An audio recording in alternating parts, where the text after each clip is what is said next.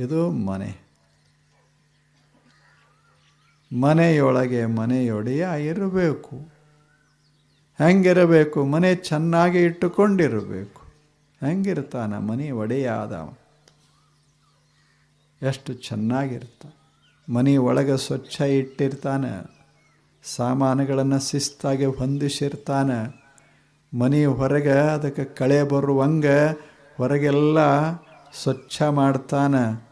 ಮನೆ ನೋಡಿದರೆ ಒಳಗೆ ಹೋಗಬೇಕು ಅನ್ನಿಸ್ತದ, ಹಂಗೆ ಮಾಡಿರ್ತಾನೆ. ಮನೆ ಒಡೆಯ ಒಳಗದಾನೆ.